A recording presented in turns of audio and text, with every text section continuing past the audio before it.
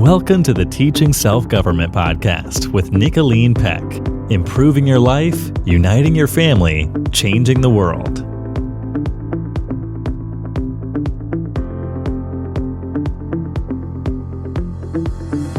Welcome to the Teaching Self-Government Podcast. I'm Nicolene Peck, and I'm joined here with my daughter, Paige Baumert. Hi, Paige. Hello. Paige, how is that baby coming along in your belly? You've got this cute little baby in there, little girl growing. Where are we at? We are at 34 weeks. She is coming right along. Yes. Paige was telling me today her baby weighs like a cantaloupe. It's true. But I'm pretty sure you're feeling like you're carrying more than a cantaloupe by now, yeah? Yep. I'm carrying all the extra water in my swollen ankles and all sorts of things.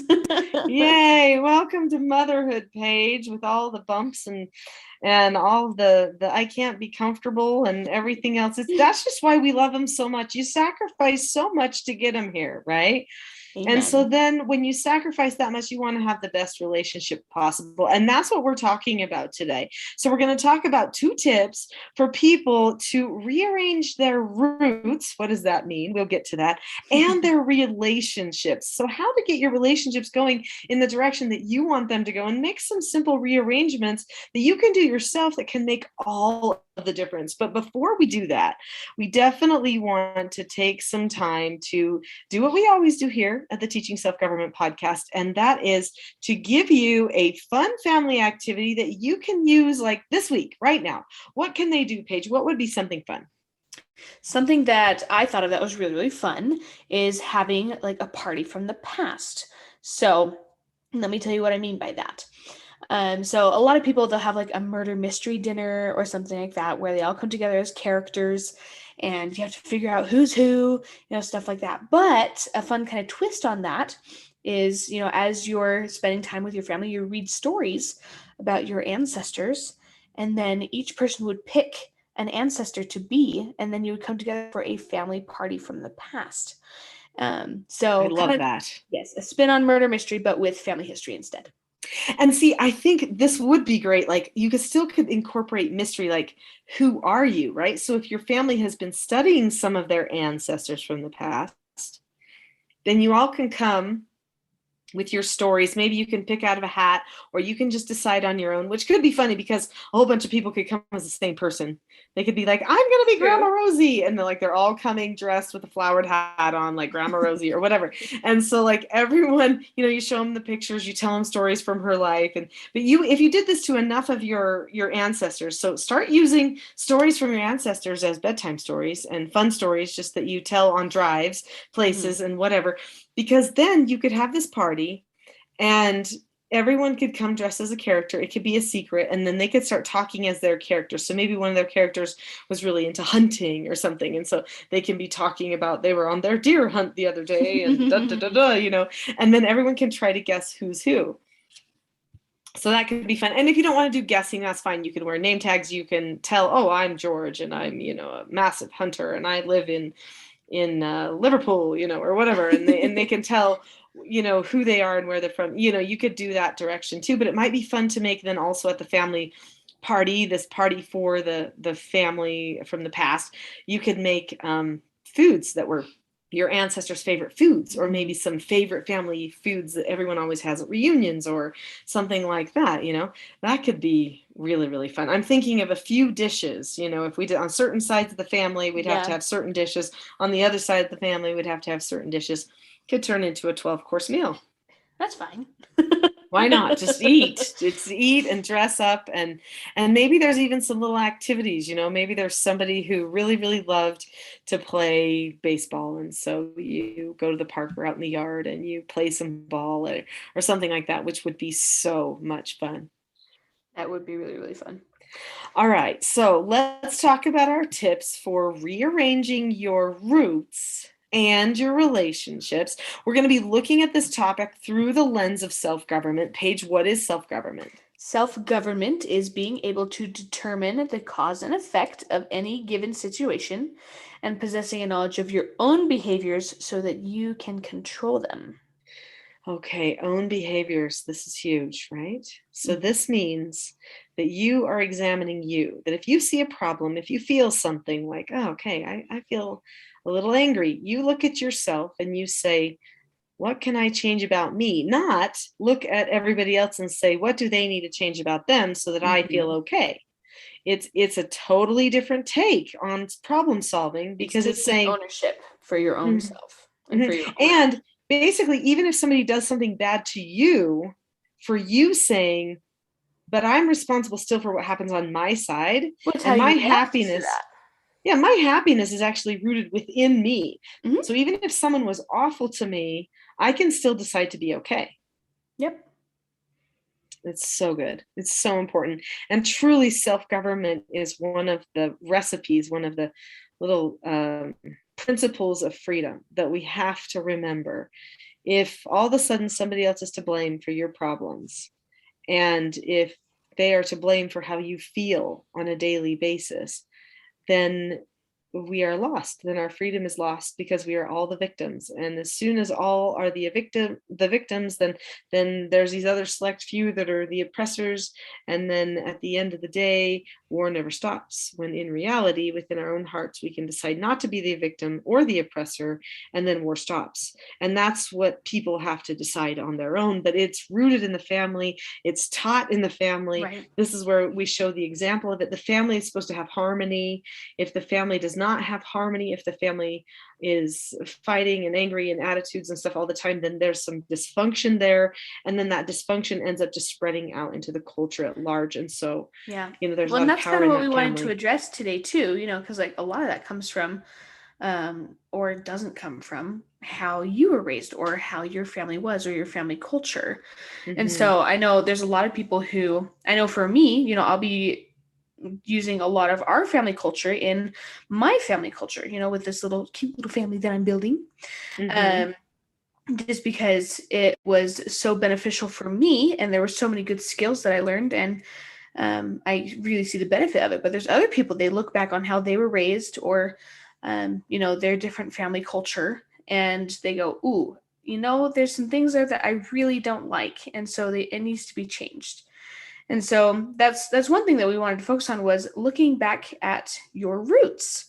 And that's something that I know we do. We're kind of family history buffs. And so we love the genealogy. It's so fun. We do. And so it's really fun to see and how different people were raised and what the culture was at the time, and how it's changed and what needs to change back, or, something like that. Because I know you've told us stories of how you were raised and how you behaved.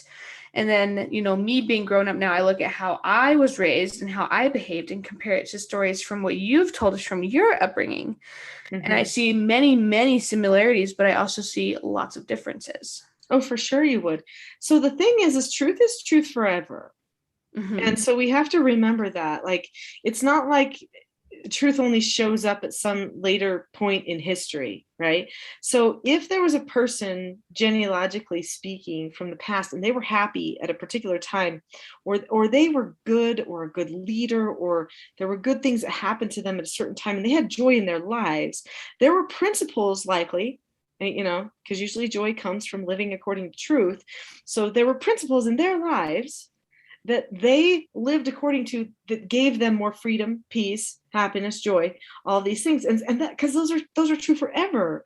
And so the more you can look back to those roots and see, okay, what made those people happy? What have we lost? What do we need to find again? Or maybe if they had a struggle and you say, okay, so my parents had this issue.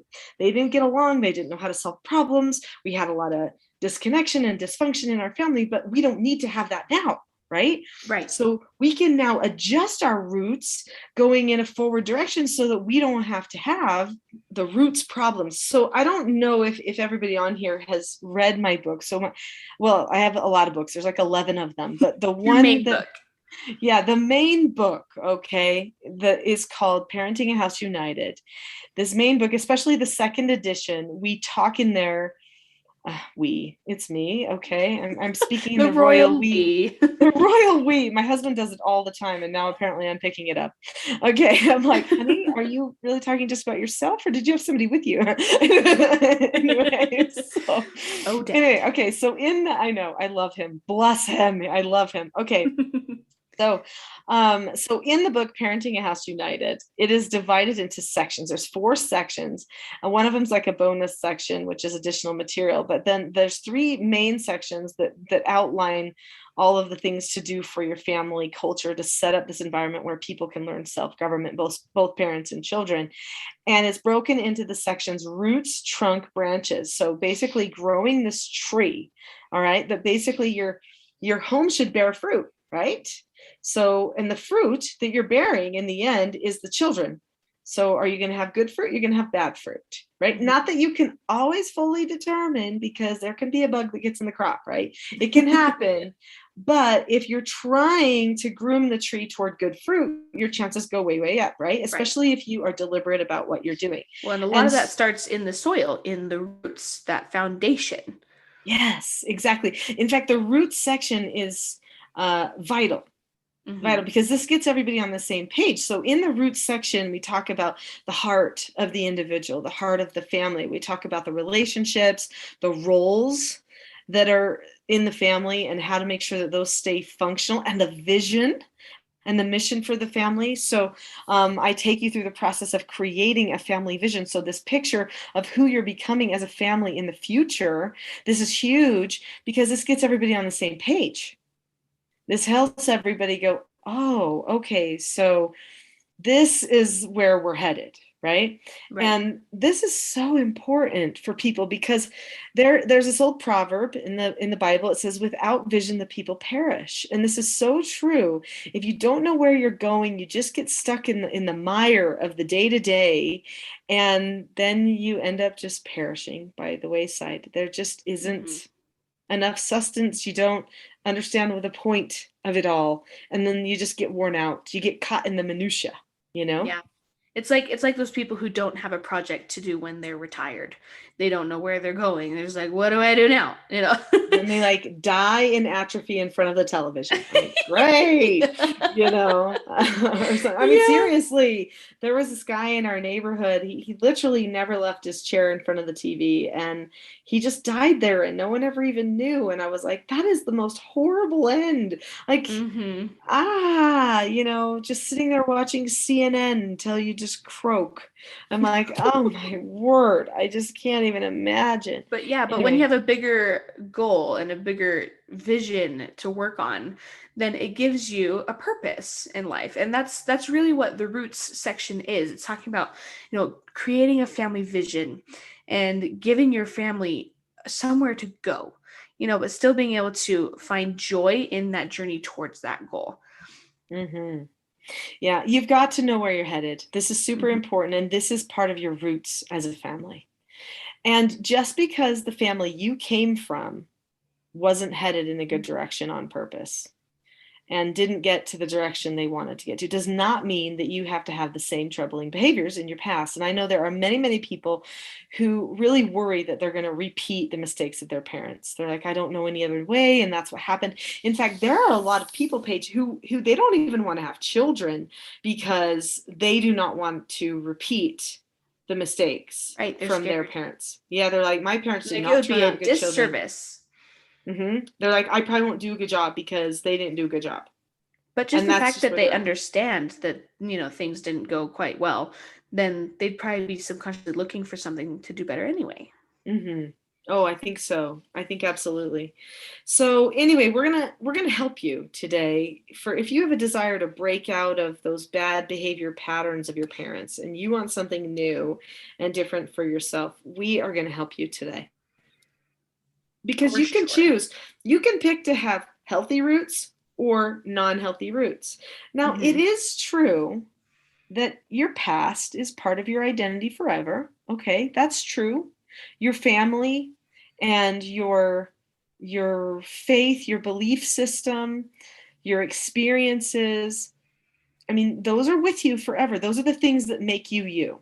Okay? And so it is true that they may be part of your story. But any person can say, I'm choosing to have that be one of my roots, or I'm just choosing that to be part of the roots I've decided not to suck nourishment from, right? Those are just the old things in the past. We'll let those ones just go by the wayside, right? Mm-hmm. And maybe even weed them out. Maybe those roots get chopped and you grow the new ones, and there you go, But we can choose on purpose to have healthy roots, and we can start forming them. And that's what we're going to be talking about today. And there's some key things, even not too difficult of things, actually, that you can do, that anyone can do to create healthy roots for themselves as they're trying to make those changes. So let's talk about our first tip. We've got 2 tips today. And we already kind of touched on the first tip just a little bit. A little, yeah. So healthy roots are possible when we focus on changing our own heart first, okay, and keeping a vision of the future version of ourselves that we are creating now. So not only should you be having a vision of your family and where your family's headed, but I hope you have a personal vision for yourself. Yeah, and that really is the first step, the first tip. You have to know where you're going and where you want to be as an individual before you can ever, inspire that in other people. Mm-hmm. And so you can you help teach others the process, but if you don't have it yourself, it's really hard to say, oh, this is a really good, worthwhile thing to do, and this is why. Mm-hmm. Because people like to see, oh, well, what about you? Do you have one? Well, no. Then that's really uninspiring. They're like, well, we're not going to do it then. Why would we? Mm-hmm. Yeah. So we're talking about rearranging our roots and our relationships, and these things go hand in hand. Mm-hmm. So when you say to yourself, what are my roots going to be? Yeah. What's the best version of me? Who am I becoming? What am I going to choose to make myself a better person and to ground myself? Mm-hmm. So then that's you creating your roots. That's you choosing the healthy, productive roots that you want to live by, the principles and skills that you need to live by. And then guess what happens to your relationships when you do that? Everything changes. Mm-hmm. So I mentor people from time to time. People will occasionally contact me and they'll say, hey, Nicolene, can you mentor me for a few months? I need some help with this or that, or I just really need to get over this mindset I've got, or whatever, or some of these habits. And I say, sure. I don't always say sure, but usually, yeah. Anyway, so then, we mentor. So there was this one guy who said, hey, Nicolene, can I mentor with you for 6 months? And we had a little, original meeting. And I said, okay, yeah, that's probably a good fit. We'll go ahead and meet for 6 months. So he was really concerned about his wife. So we started the whole thing out saying, my wife she's so negative. She's so angry and she's yelling all the time. And I really don't want her to be that way. And I feel like she's always disappointed in me and I can't do anything right. And so the beginning was my wife, right? And she is a problem. How do I fix her? Mm-hmm. And so then I said, okay, trust me on this. Just trust me. Things are going to change with your wife. I already know they will, but we've got to work on you. Okay. So even though this is happening with the wife, can we please talk about how you're processing it? What are you doing to it? What are your roots looking like? Okay. Are you calm when you need to be? Right. So we started talking about this, and then we started making goals for him. For things that he could do, ways he could show gratitude to his wife, serve his wife, ways that he could take more interest in her, ways that he could not take things so personally. Okay. That's a big one. It's huge stuff like that. And that he could communicate better and set a good example, but not in a way that would make it so it's like, hey, in your face, you're wrong, I'm right. Right. so that he could have humility in his actions, but also love and show example. This is a very difficult balance for people to create within themselves. So because anyway, it really is where his heart is, because you can do stuff like that, but it can come off as passive aggressive, like I'm right, I'm doing good things. Or you can do it with the air of, I'm doing this because I'm trying to be a better person. Yeah. So we hit like about the 3 or 4 month mark. Okay. So I'm mentoring with this guy every, couple of weeks or whatever for a few months. And all of a sudden I have this call with him and he says, Nicolene, I got to tell you, there's just like this huge breakthrough. And I said, what's that? And he's like, I actually don't feel bad about my wife's behavior anymore. She's not perfect yet. She actually has made some changes just because I've made some changes. He's like, but actually, I don't feel bad about it anymore. Like, I feel supportive of her. There's something that's changed in me, Nicolene. And he was so excited about it. It was this huge breakthrough, because he had this moment. And I was so happy for him. Another month goes by, we meet, and he says, he's like, our marriage is so good. Things have changed so much. And it was just like this total 180 shift. And I was so happy for him. But it really started because he was going to work on himself. Now, did she work on herself to the same degree as him? I don't know. But probably not likely. She probably kind of just followed his lead and didn't feel attacked anymore, and things changed a little bit for her. She maybe even started examining herself a little bit because she knew that he was he wasn't the problem, because it was obvious he was not being the problem. Right. And so then she can see herself a little bit better, but she changed, and he changed, and their whole family changed, and they were going to get a divorce. He's like, listen, if I can't fix this with her, I don't think our marriage is going to work. Oof. And you know what? It ended up fixing, and everything was fine. I love that. Yeah, so this is huge. I mean, you deciding to have healthy roots on your own is enormous. Yeah, no, this is actually something that I experienced, the first couple months of my marriage, not to the extent of like, oh, I made a bad choice, but it was, oh, I'm getting really annoyed with you, because I mean, that happens. Yeah. When people first get married. Yeah. Yeah. And then we would talk, and, Joseph would say, oh, I feel like I'm such a disappointment for you. Like, I'm not meeting your expectations. And, I would explain my frustrations, and he wouldn't necessarily know what to do. But as we kept talking and kept being open and having open communication, I really came to the point where I'm like, okay, how can I change myself in order to help him? Because the more and more I just express frustration, the more and more he's going to feel like a failure. And so how do I, change myself so that he doesn't feel so run down and so helpless and useless? And so it was really cool, that when I decided to just be like, you know what, if it's annoying at first, I could say, it's okay, he's trying. Or, really look for the potential and look for the effort behind the things that he did that maybe I thought weren't enough, Yeah, Paige kind of had that little high bar for the poor guy. He's I know. I've never done this before. I don't know what I feel doing. Really bad for the first few months of our marriage, but you're like, oh, I kind of blew that a little bit. Yeah, that is kind of like the newlywed bumps, right? Yeah, that just happens. It's because I became a mentor when I was 18, and so I'm used to analyzing all this for other people. But then, when I get into it myself, I'm like, why don't you just do this? This is so easy. No brainer, common sense, just do it. He's going, what? But wait a minute, I have a whole lifetime of a different experience. I know. Yeah, and you're not understanding. So you had to learn. No, I had to decide, okay, yes, I have all of this knowledge and all of this training, but he does not. And so I have to be an example of the things that I teach other people now, instead of just telling them what to do.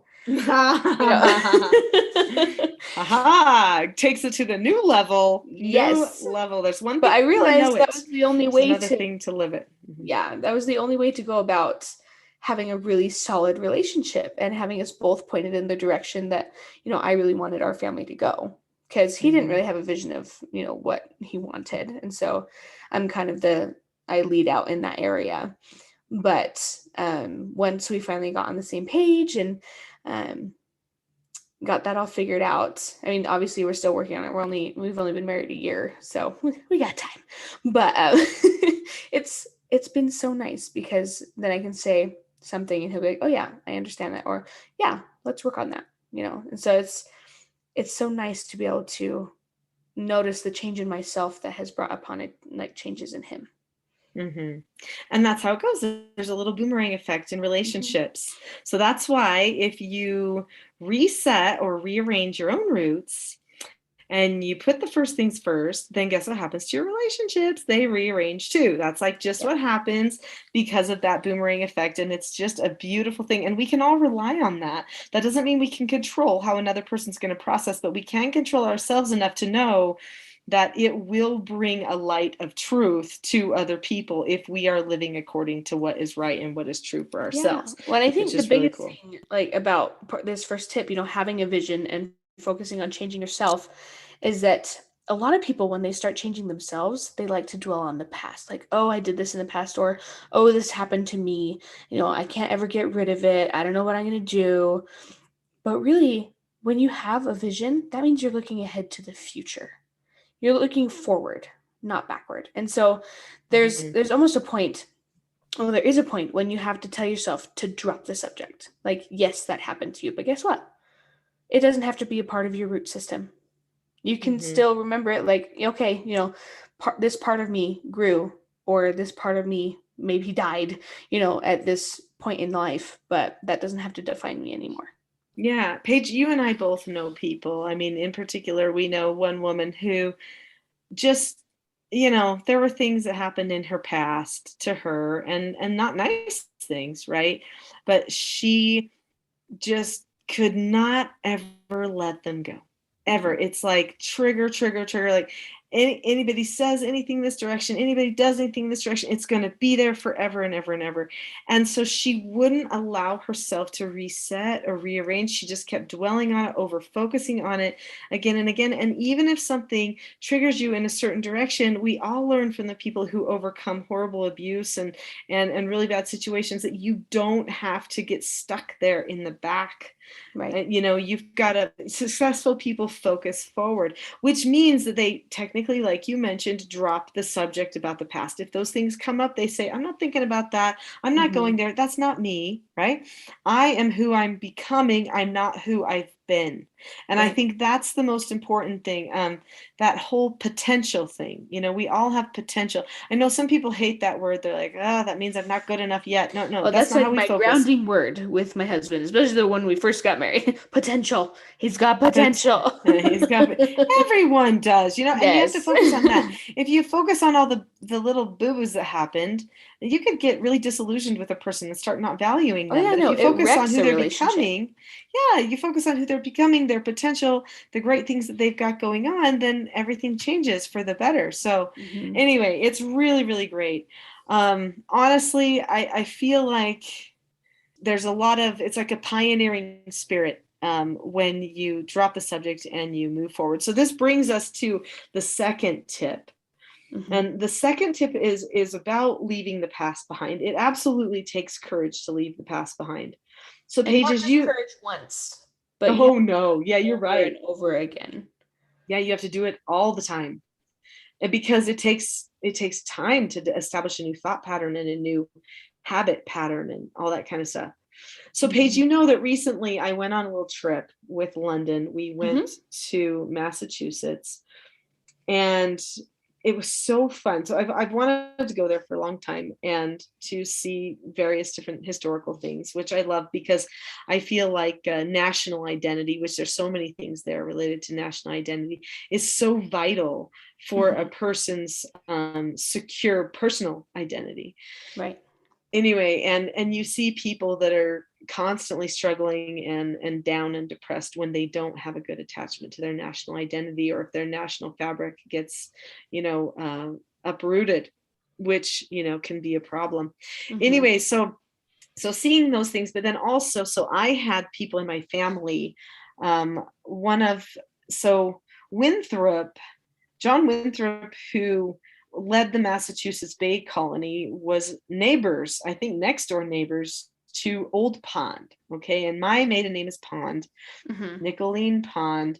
And those were my ancestors. Okay. So they came over in the first fleet of the Massachusetts Bay Colony, and they established themselves right there in Massachusetts. There's even a little town called Pondville that they created and founded. And we went there and we saw the Pondville Cemetery, and we saw Little Pondville, and we even went into the houses, from the 1700s and stuff, and these were their homes, my ancestors' homes from way, way back, and just such a neat feeling to be part of that, and to recognize. So also there, I've got John Alden and Priscilla Mullins, who were on the Mayflower, who were part of my ancestry, right? And so I'm going to Plymouth and seeing some of the sites there. But then also we started looking up my husband's people, okay, the Pecks, and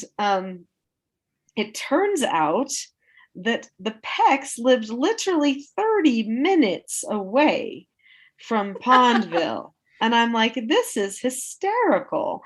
And so here we've got Pond Street and Peckham Street right by each other. I'm like, this is so funny. This is just so fun. Anyway, so we're going into churchyards and we're looking up these old headstones and trying to make out the scratches on them now, which are so worn away with the weather, and taking pictures and just feeling this absolute connection and reverence and everything. But the thing that kept going through my mind and London's mind as we were looking through all of these things, the gravestones and everything, was, look what these people did. They picked up and they moved on. They moved forward. They weren't okay with how things were going over in England religiously, and they decided to leave it behind and to create whole new roots. And those roots then became my roots, right? And a whole bunch of other people's roots. But I think how amazing that is, that they had that courage to just move forward and to just embark across the prairies and across the seas. And there is story after story in my ancestry of people who settled new lands. And I bet that the majority of people have stories like that, because there have been time periods in history where this has been very common for people to settle new lands, go to new towns, because of some oftentimes moral reason, religious reason, maybe freedom-based reason, something like that. And those are things that we need to learn from. We need to learn, like, they left the past behind. They took the courage to launch out, to start fresh, literally fresh, with nothing in the tangible sense, but having everything in the moral sense and on the inside to help them do that. So we can do the same thing too. Maybe our parents or how we were raised formed some bad habits. Well, those are external things. Let's get everything going on the inside. Like you said, Paige, constantly having those courageous moments to move forward. And we can leave the past behind too. Yeah, well, I think it's interesting because we all definitely have a story. Whether we spend all life on our butt, that's still a story. We all have a story, no matter what. But, even if there are parts of that story that are not as delightful as others, we're meant to learn from them. And so not only do we learn from stories of our past and stories of our ancestors, we learn from mistakes that we make. We don't have to repeat certain chapters of our story or, chapters of other people's stories. Those things are to be learned from. And that's actually where that constant courage comes in, saying, oh, I think I made a mistake. Let's change that. Let's write a whole new chapter, whole new focus in life. And we can leave that chapter as a chapter in the past. It was there, it happened, but guess what? We learned from it. Makes a huge difference, literally. So there is something that we do that we've always done, Paige, in our family, and that is have meetings. Okay. So we've had couples meetings, family meetings, and individual mentor meetings. So these 3 different types of meetings, we have them on a regular basis. And these lead us toward deliberate action. Okay. These lead us forward and help us not get stuck in the past, because we resolve in the meetings the things in the past. We say, those meetings are actually what helped me get through my first couple months of marriage without getting very, very frustrated. Yeah. No, they do. They help you solve your problems without having to get so drawn into it that it becomes toxic, or that there becomes, things that are overly emotional, right? You don't have to dwell on it. There's a time you're going to talk about things. You talk about it, you make a plan for the future, you move forward. So just yesterday, I was having we were having meetings. We had family meeting, me, dad, and Porter. That's all we got right now. Anyway, we had family meeting, and we're making plans for, our week, and talking about, this school year and stuff like that that's starting, and making goals for how we wanted to connect with each other. So that the biggest topic was, how do we want our relationship to be? It's just three of us. We have this like 1 year with you here, Porter, 1 year left. Like, what do we want it to be like? Let's make it awesome. You know me, Paige, I love to make memories. Like, I love to make memories. Same here. Every chance I get, I'm like, Paige, let's make a memory. Anyway, yep. And so, because I'm just a hopeless romantic like that, which is why I love Hallmark movies. Anyway, so, so I'm like, what are we going to do? So we started talking about plans and making plans for what we would like to do together. And I think we even came up with some cool options for like a trip we might take it, but just also how we want to be together. Now, during this whole conversation, here I've got Porter cuddled up, his head leaning against me, kind of like on a pillow on my lap. And 17 years old, He's 17. He's got my arms wrapped around his like neck, kind of like laying on his chest, and we're just all talking, right? And then after that, we move into meeting, just his mentor meeting, and talking about his school and making plans for all of his upcoming things in his life. And I mean, this is an important meeting. Like, he's taking notes in this weird prone position, and he's writing stuff down. So that he can move himself forward. And I mean, that boy got up this morning and it was like, chop, chop, chop, chop. It was like, okay, let's do our canon. Okay, let's do some of our study time together, Mom. Okay, Mom, I've got to do my college work stuff. I've got to do this. I've got practice at this time. Da, da, da, da. And he's just like moving it, right? Like, he is just moving. He's good at that. And doing his spiritual learning, his scripture reading, all that kind of stuff. And he, like, I don't have to tell him, he just does it. But even all the more now, all the more this year, like, he's so close, those meetings just mean everything to him, because he knows he is forming right now the man that he is going to be in 1 year time, when less than a year, when he's 18. Building his adult foundation. Yeah, we're literally talking about 7 months away or something. I mean, he's almost 18, and then before we know it, he's going to be off and doing, I mean, he's already doing amazing things, but he'll be doing it even more. But it's those meetings, where he plans for his deliberate action. And I just saw him become so empowered last night. And then this morning, and I know people are thinking, yeah, give it 2 weeks and then it won't be that way. Sometimes give it 2 days and it won't be that way. But I want you to know that when you revisit it every week, it becomes the habit though. Well, and when you have that vision and that goal, then you can reignite those flames all the time. Like, they might go out. But guess what? If you have that constant vision, that constant goal, and you're constantly working on changing your own heart and becoming a better person, that fire can be reignited as many times as it needs to be. Yeah. So what you're saying, Paige, is that we can create whatever culture we want to have, or we feel like we need to have, as long as we're just deliberate. Yep. We need to be deliberate about it. And really, both of these tips for rearranging your roots in your relationships go back to the principle of being deliberate.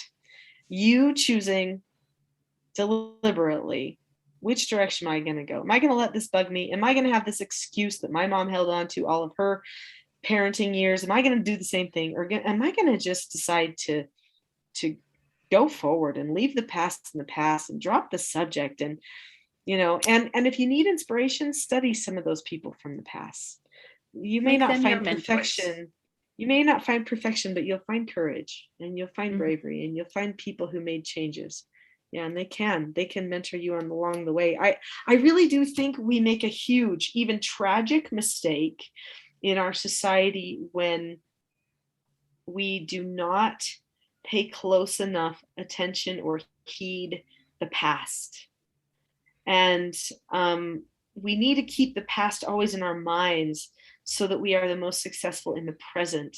And when I mean that, I don't mean the past, like all of our past mistakes, but the past successes, that the people who were joyful and motivating and led out in the past, they give us patterns, because truth is truth all the time, forever. Forever. All right. Well, thank you so much for joining us on the Teaching Self-Government podcast. If you would like to find out more, boy, do we have more for you. You can go to teachingselfgovernment.com. You can find the Teaching Self-Government Parenting course there, which is kind of like the basic training, okay, on all of this. I mean, we're touching on things. In no way is this the whole training that you need. We also have 3-day parenting mastery trainings. We've got one of those coming up right now, okay? So I know we're filming this in September, we're recording this, and so in October 2021 we've got a parenting mastery training happening the 7th through the 9th. It's a live one, first live one that we've had since COVID and all that kind of thing, so look into that. But if you've missed that because you're hearing this late, no big deal, because we do them all the time. We usually have them a few times a year, so you can find those 3-day trainings, or you can look at the course. Those are the best ways to get trained if I don't come to your house, and I don't do that all the time, so that's a lot of money. Most people don't want to fork out that kind of money. So come to the 3-day training, or let's meet on the course. And when you take the course, you oftentimes get a chance to get mentored by Paige and other Teaching Self-Government mentors that I've trained, as well as by me on the support calls. So take a look at those things, because they definitely can be helpful to you. And we will catch you again here at the Teaching Self-Government podcast next time. Bye-bye. Bye.